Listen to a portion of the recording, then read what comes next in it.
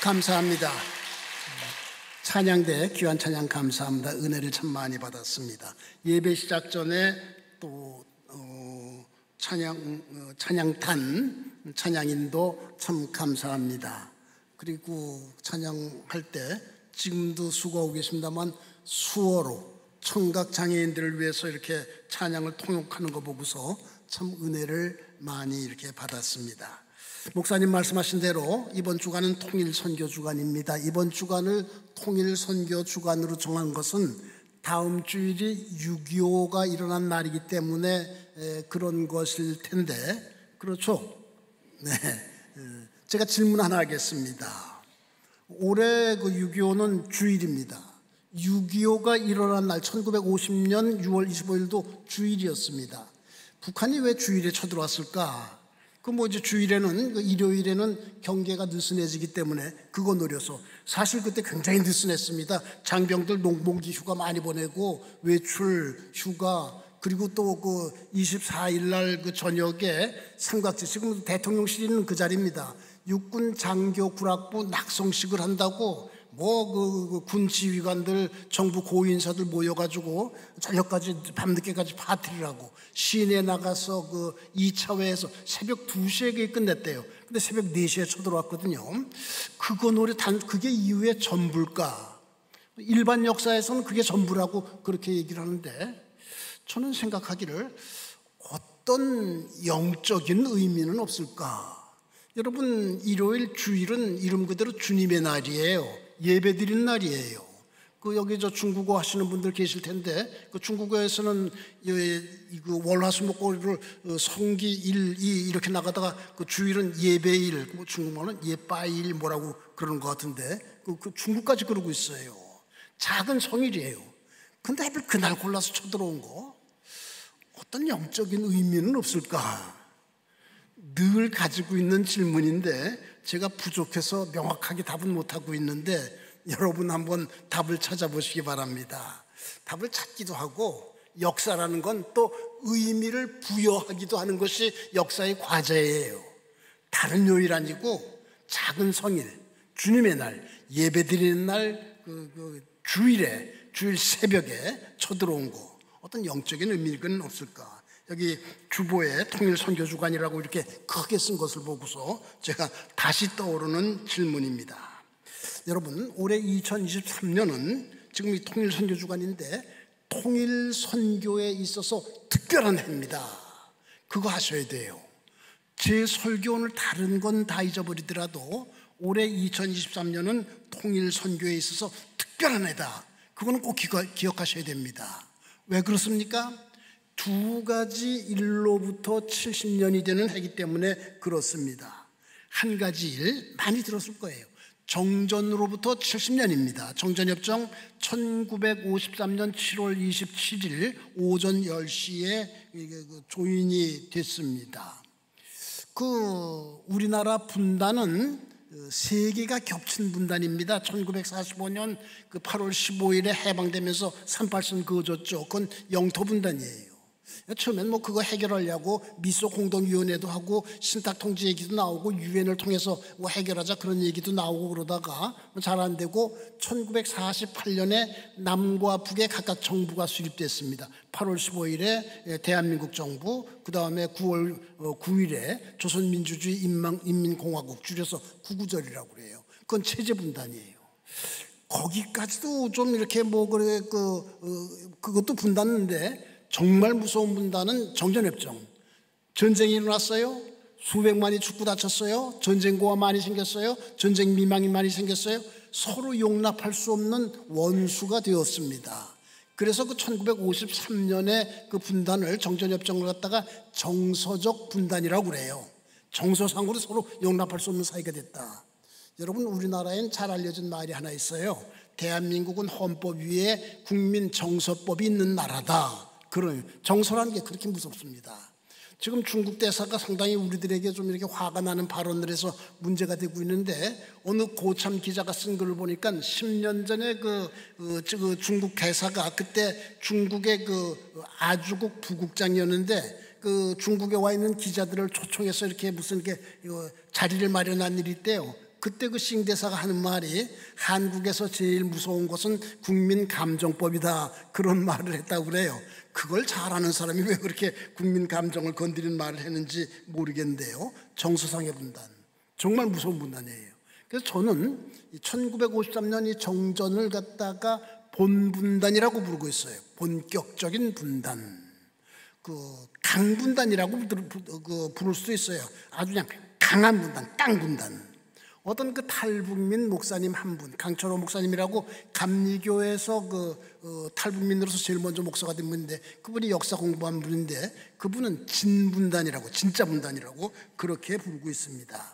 그때로부터 우리가 70년이 되는 해입니다. 70년 그러면은 기독교인들은 거의 본능적으로 생각해야 될 성경 말씀이 있습니다. 무엇이겠습니까? 예레미야서 29장 10절입니다. 여호와께서 이와 같이 말씀하시니라. 바벨론에서 70년이 차면 내가 너희를 돌보고 나의 선한 말을 너희에게 성취하여 너희를 이곳으로 돌아오게 하리라. 예레미야서 29장 10절의 말씀.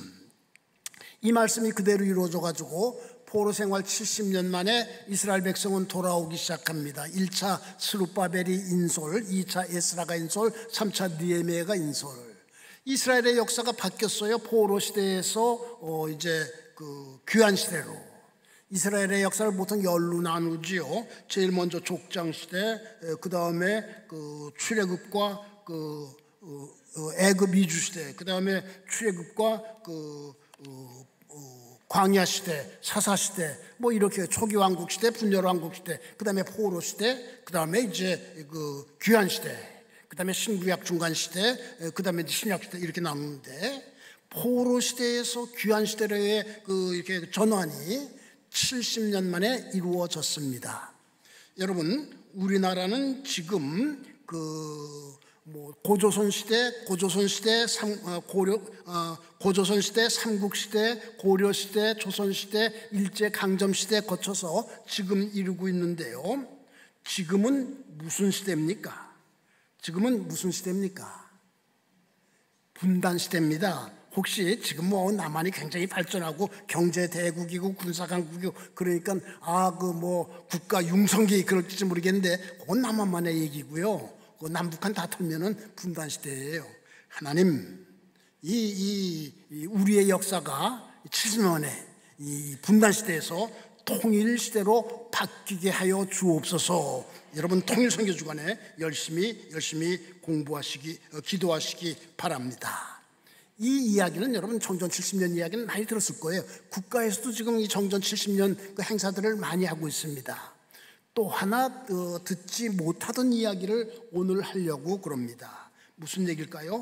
올해는요, 2023년은요 북녘교회 황폐화로부터 70년이 되는 해입니다.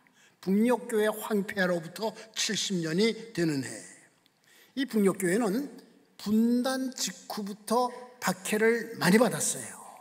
1945년 8월 15일에 분단되고 공산정권이 북쪽을 통치하면서부터 석 달 만에 첫 번째 순교자가 발생합니다. 용천이라고 아주 교회가 굉장히 강한 곳에 용안포 제일교회라고 있었는데, 그 교회 홍석황이라는 장로님이 교회를 지키려다가 타살당했어요. 맞아 죽은 일이 이렇게 발생했습니다.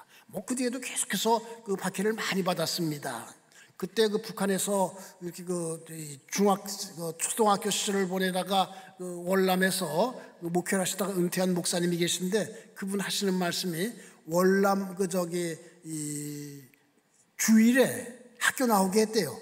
예수 믿는 학생들 교회 못 가게 하려고 학교 나오고 했대요. 그리고 월요일이 되면 어제 학교 안 오고 교회 간 놈들 앞으로 나와. 그래가지고 뺨 맞았대요. 그 목사님 하시는 말씀이 3년 동안 뺨 맞지 않은 월요일이 한 번도 없었습니다. 그렇게 말씀하시더라고요. 그렇게 받았어요. 저기 김화 생창리라는 곳에 지금은 거기가 다 이제 논의되어 있는데, 김화읍 교회라고 한 500명 출석하던 교회가 있어요. 그 밑에 이제 교회 자리, 박힌 자리 그런 것들은 그대로 남아 있어요. 그 교회를 복원을 하든지 옛날 모습 그대로 이렇게 짓든지, 아니면은 비석을 하나 세우든지, 아니면 길에다가 여기는 김아홉 교회가 있던 자리 간판을 하나 세우든지 뭐 그런 일을 이렇게 준비 이렇게 진행하고 있는데, 그 교회에서 중학생 시절을 보낸 90살 된 감리교 원로 목사님이 한 분 계셔요.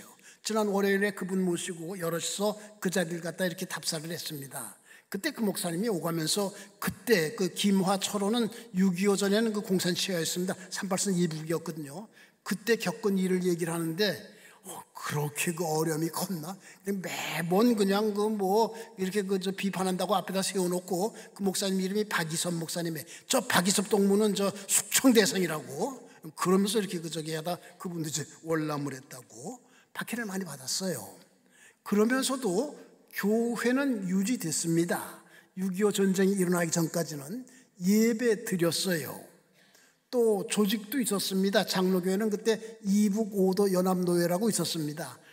장로교회 노회를 감리교회에서는 연회라고 그러는데 서부연회라고 있었습니다. 신학교도 있었습니다. 평양신학교 있었고, 감리교회는 성화신학교라고 있었고, 그 학생이 양쪽이 다 600명 정도씩 이렇게 되고 교회는 유지됐어요.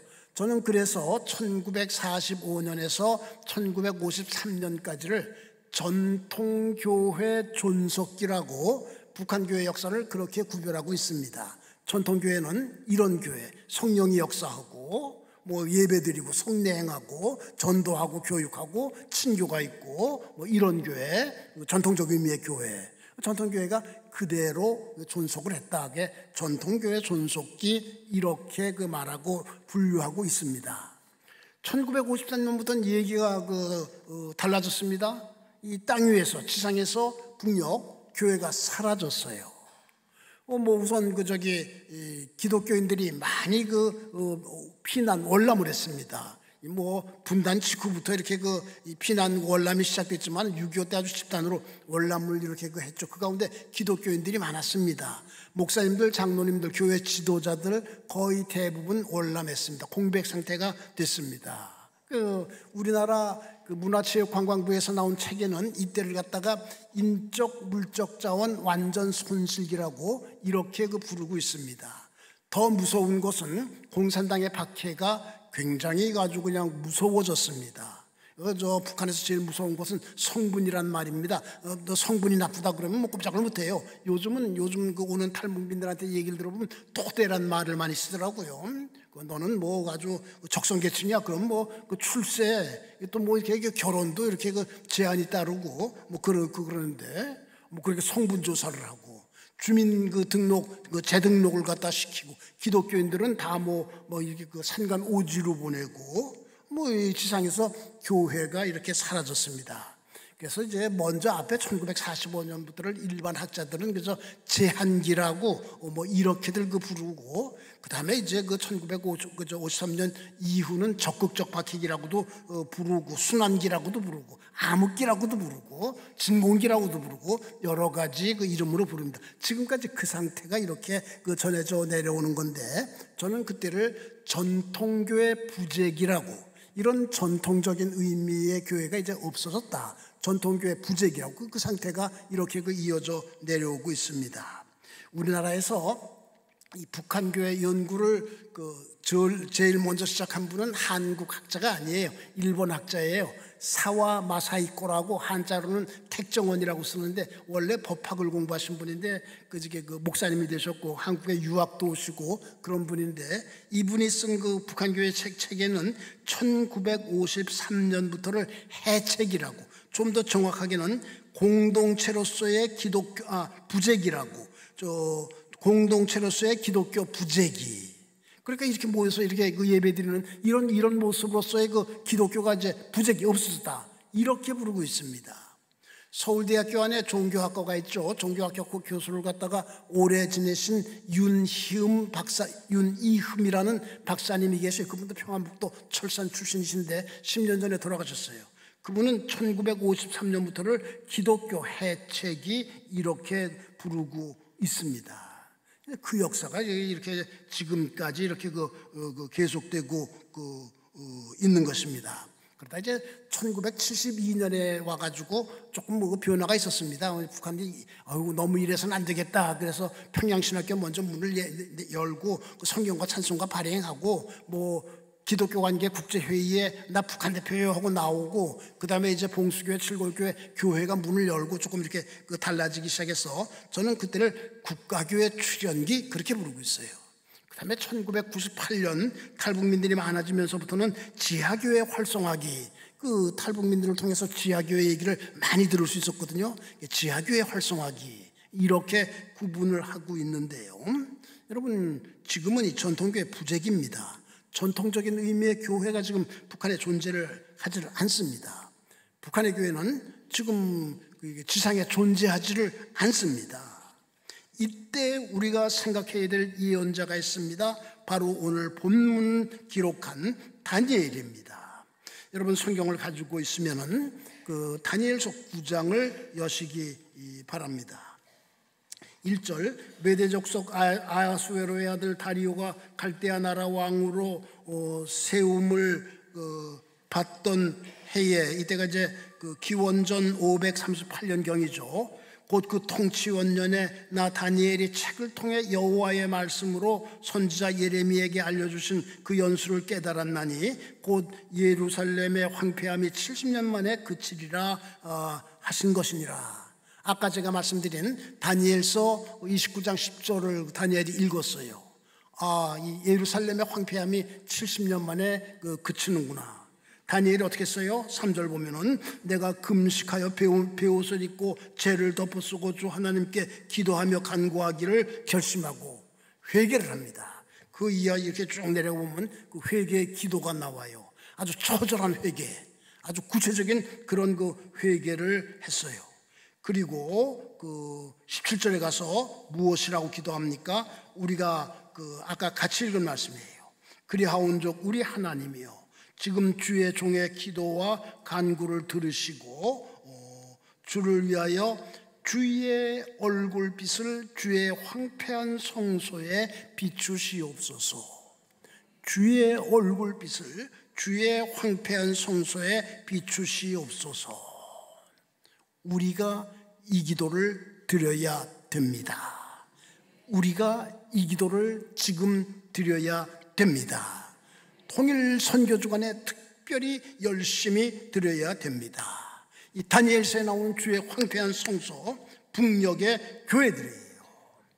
여러분, 북녘 어떤 곳입니까? 한국 교회의 역사가 시작된 곳입니다. 한국 교회의 역사가 시작된 곳입니다. 조금 아시는 분들은 반문하실 거예요. 한국 교회 역사가 왜 북쪽에서 시작됐어요? 1885년 4월 5일 마침 또 그해 부활절이었어요.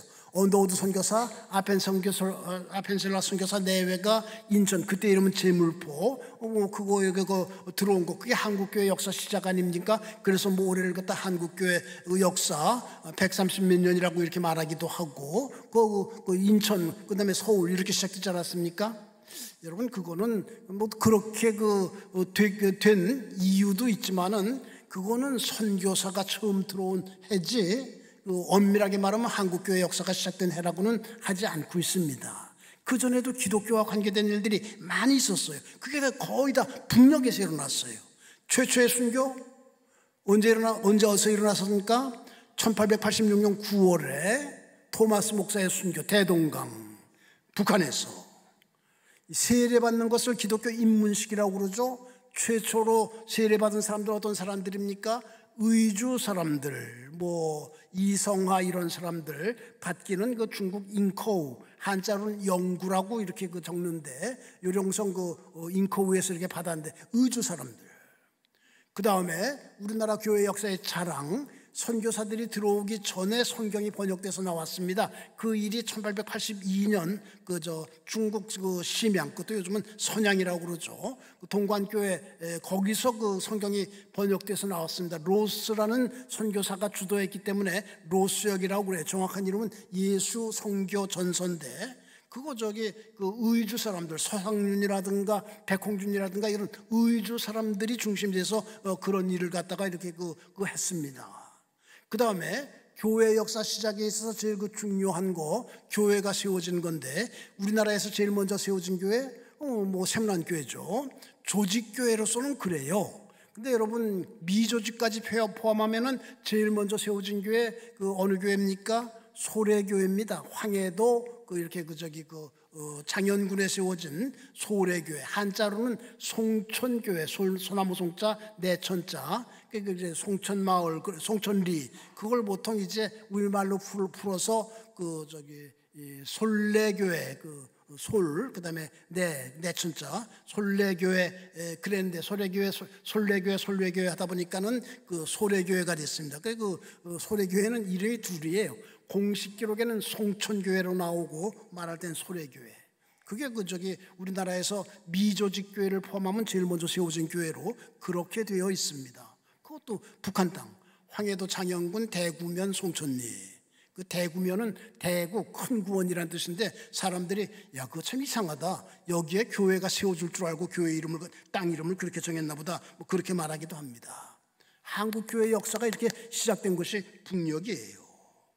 또 어떤 곳입니까? 교회가 대단히 왕성하던 곳입니다. 한국 교회사에는 하나의 공식이 된 말이 있습니다. 한국 교회에서 교회가 제일 흥왕하던 곳은 서북이었다. 서북이란 말은 황해도와 평안도를 합한 말입니다. 이게 줄여서 황평도라고도 그러는데 보통 서북이라고 그래요. 서북이었다. 이건 아주 공식적인 말이에요. 좀 부작용도 있었어요. 이 사람은 서북 사람이냐 아니냐, 그 사이에 좀 갈등도 있고 그랬어요. 여러분 또 알아야 될 거 있어요. 한국교회 역사에서 중요한 역사적 사건들 대개 어디서 일어났느냐? 북쪽에서 일어났습니다. 한국의 기독교인들이라면 다 알고 있는 1907년 대부흥, 어디서 일어났습니까? 평양 대부흥 그러죠. 그 전에 1903년에 부흥운동이 먼저 일어난 게 있어요. 원산에서. 원산 부흥. 하디라는 선교사가 중심이 돼서 일어났기 때문에 하디 영적 대각성. 그 하디가 감리교 선교사였기 때문에 감리교에서는 올해 하디 영적 대각성 원산 부흥 120년 행사를 크게 하고 있습니다. 그 다음에 100만 명 구령운동, 1907년 대부흥운동이 좀 식으니까는 안 되겠다, 다시 부흥을 일으켜야 되겠다. 그것도 개성, 선천 이런 이 북녘 중심으로 일어났습니다. 한국교회 해가지고 중요한 일, 역사적인 사건들 다 거진 다 북녘에서 일어났습니다. 특별히 장로교, 여러분 장로교는 서울이 중심이 아니라 평양이 중심이었어요. 장로교 신학교 어디 있었습니까? 평양에 있었어요. 평양신학교. 지금은 대부분 돌아가셨지만 장로교회 원로 목사님들 다 평양신학교 출신들이었어요. 교회가 들어왔습니다. 이제 교회들이 복음이 들어왔습니다. 교회들이 많아지기 시작했어요. 처음에는 대리회라고 지역별로 조직하다가, 장로교는 기본 조직이 노회 아니에요? 노회를 하나 만들었어요. 처음 만들기 때문에 동노회라고 그래서 독립노회라는 뜻입니다. 동노회 언제 어디서 만들어졌습니까? 1907년 평양에서 만들어졌어요. 그 다음에 노회들이 이렇게 여러 개가 되기 시작했습니다. 총회를 조직하게 됐어요. 총회 어디서 조직했습니까? 평양에서 1912년 평양에서 조직했습니다. 장로교는요, 서울이 중심이 아니라 평양이 중심이었다고요. 그래서 이 서울에 와 있던 선교사들과 평양에 와 있던 서울에 있던 선교사는 언더우드 선교사가 중심이었고, 평양은 사무엘 마펫이라는 선교사가 중심인데 조금 마찰이 일어나기도 이렇게 했습니다. 여러분, 북녘이라는 곳은 그런 곳이에요. 한국교회의 역사가 시작된 곳이에요. 역사의 중심지예요. 대단히 흥왕하던 곳이에요. 교회 숫자도 거기서 많았어요. 중요한 일들이 거기서 많이 일어났습니다. 그런 북녘이 지금 황폐해졌어요. 복음의 진공 상태가 되었어요. 기도하지 않을 수가 없습니다. 주의 얼굴빛을 주의 황폐한 성소에 비추시옵소서. 주의 얼굴빛을 주의 황폐한 성소에 비추시옵소서. 질문하실 겁니다. 그 말씀을 듣고 보니까 우리가 북한 선교 힘써야 되겠는데, 통일 선교 힘써야 되겠는데, 통일이 되어야지 황폐한 성소를 다시 세울 수 있지 않습니까? 당연한 질문이죠. 통일이 언제 될 것 같아요? 거기에 대해서 여러 의견들이 있습니다. 통일이 될까? 회의적 통일관이라고 할 수가 있습니다. 부정적 통일관이 있습니다. 통일 안 될 거야. 거기까지는 또 좋아요.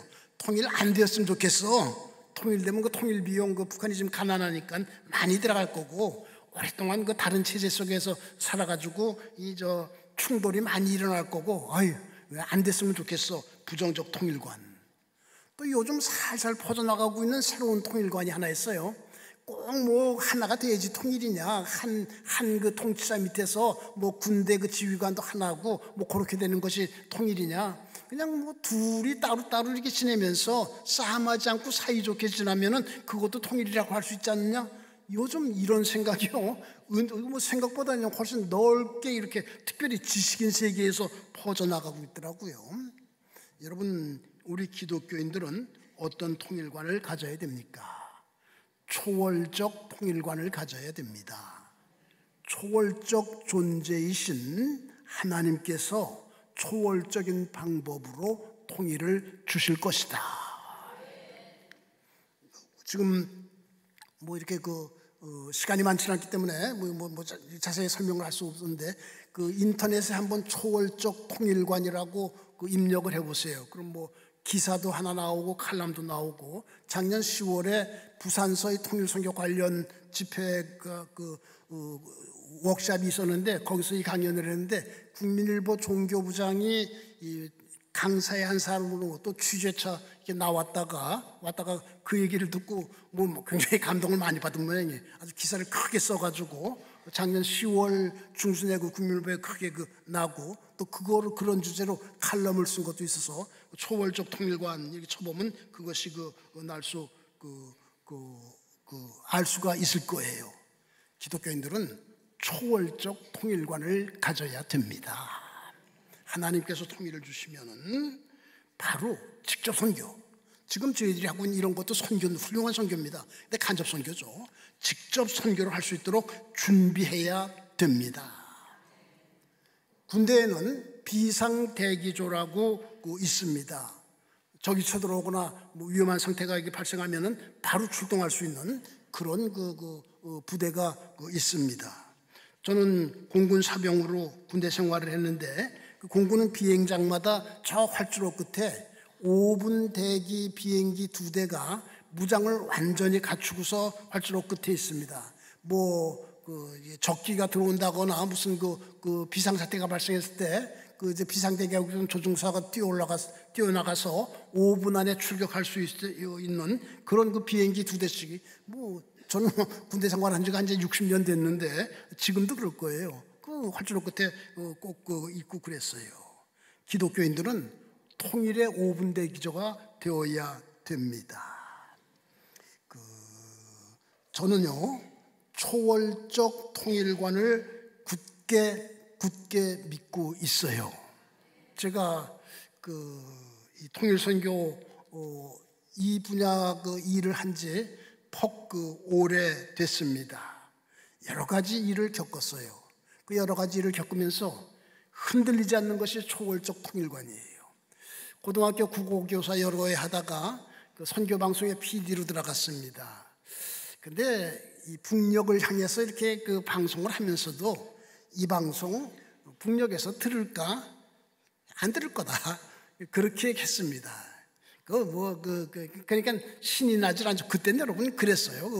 70년대 남북관계가 얼마나 엄했습니까? 방송 프로그램 가운데 5분 성경이라고 있어요.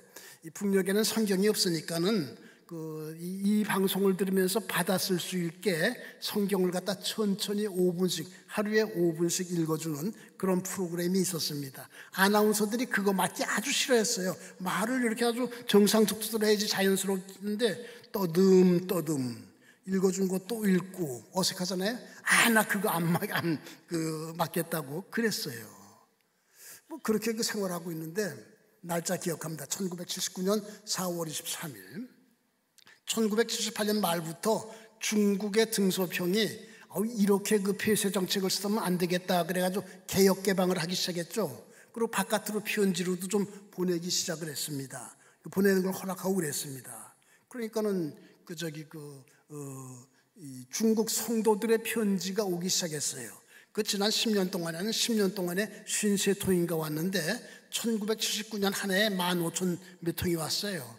근데 그건 대개 이제 그 중국 사람들 한족이라고 하죠. 그 사람들이 한자로 이렇게 써서 보내는 거니까는 우리는 어디서 몇 통이 왔다고 통계내가지고 중국 지사 홍콩에 있는 홍콩 지사로 넘기는 그거고 별로 신이 나질 않죠.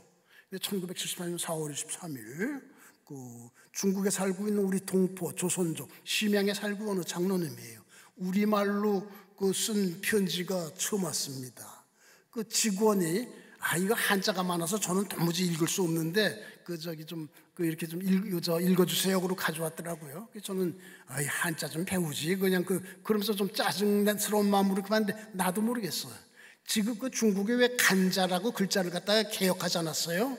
지금은 이제 우리도 간자들을 많이 알고 우리나라 중문학과에서도 간자로 가르치는데 그때는 간자 구경을 못했는데 뭐 이렇게 보니까 중화인민공화국 요령성 심양시 서답과 뭐 몇 번째에서 온 그 편지인데 중화인민공화국 할 때 그 화자도 이상하고요. 다 이상해서 거기 홍콩에서 나와 있는 그 직원의 도움을 받아서 읽었는데요. 우리들은 지난 30년 동안 숨도 제대로 쉬지 못하다가 중국이 공산화된 게 1949년이고 그 편지 받은 게 1979년이에요. 이제 등화주석의 등소평 화국봉 개선책에 의해서 이제 조금 모이기 시작했는데 지난 30년 동안 귀 방송을 들으면서 신앙을 유지했습니다. 지금 이렇게 조금 모이기 시작하는데 심양에도 모이는 곳이 몇 군데가 되는데 성경이 없어서 문제입니다. 찬송가는 수사로 대람하옵고 손으로 써가지고 이렇게 돌려가면서 읽고 그러는데 성경이 없으니 문제 올시다 하오니 성경을 보내주어 무슨 방법으로든지 성경을 보내주어. 이런 편지 받을 줄 몰랐어요. 여러분 지금은 이해가 안 될지 모르지만요. 그때는 중국이라고 그러면은 방송국은 그때 참 잘 아시는 대로 정보기관 그때는 이제 중앙정보부라고 그랬어요. 통제하에 있었잖아요. 혼났어요. 중공이라고 그래야지. 혼났어요. 북한은 북괴라고 그래야죠. 이런 편지 받을 줄 몰랐어요. 막 손이 떨리고 눈물이 저절로 나오고 그랬습니다. 그게 아주 저한테 큰 영향을 미치고 그랬어요. 이렇구나. 이게 신앙이로구나. 그 다음에 그런 편지가 계속해서 오더라고요. 그런 거 체험하고 북한 지하교회 성도들 만나게 될 줄 몰랐습니다. 또 제가 천안함 사건 전에는 NGO 활동으로 북한을 여러 번 갔습니다. 북한의 평안남도 숙천군이라는 곳에 농장을 하나 맡아가지고 거기에 좀 이렇게 생산 많이 하도록 그런 일을 이렇게 하고 있어서 많이 갔는데 갔다가 교회 6.25 전에 교회였던 터만 남아 있는 거 그거 제 발로 발견한 일도 있었습니다. 약전교회라고 그러는 거 옛날엔 평원군이었는데 평원군 숙천면 약전교회 그것도 발견하고 그런 일을 하게 되리라고 내가 생각을 못했는데 그런 일을 많이 겪으면서 나는 초월적 신앙관 이게 제 통일선교의 아주 기본적인 그러한 깨달음이 되어 있습니다. 사랑하는 성도 여러분, 특별한 해입니다. 2023년 이제 반밖에 안 남았어요. 진하게 통일선교운동 이렇게 해야 됩니다. 어떤 일 할까? 이 광성교회는 모범적으로 이렇게 잘 하고 있는 거 잘합니다. 제가 오늘 여기 처음 와가지고 실수를 많이 했어요. 어디 가면 말 좀 하지 말게 해줘없어서. 제가 목사인데 목사도 보통 목사가 아니라 원로 목사예요. 원로 목사도 보통 원로 목사가 아니라 고참 원로 목사예요. 품위를 유지해야 되는데 입을 열면 실수가 나오기 쉽기 때문에 어디 가면 하나님 입 좀 다물게 해주십시오. 그렇게 기도를 하는데 여긴 오자마자 그냥 뭐 영접 나오신 분부터 또 뭐 탈북민 목사님 뭐 아는 분들 통일선교 열심히 말을 참 많이 했어요. 흥분해가지고 오자부터 이거 실수를 했는데 저기 방송교회 그렇게 열심히 하고 있는데 더 열심히 더 모범적으로 하셔야 됩니다. 주마가편이라는 말 있죠. 달리는 말에 채찍을 가한다고 2023년 그렇게 특별히 하반기 이제 반밖에 안 남았어요. 그렇게 하시기 바랍니다. 통일선교를 주제로 한 부흥회도 하고 통일선교 학교도 운영하고 특별히 그 DMZ 방문 기도회 열심히 해야 됩니다. 왜?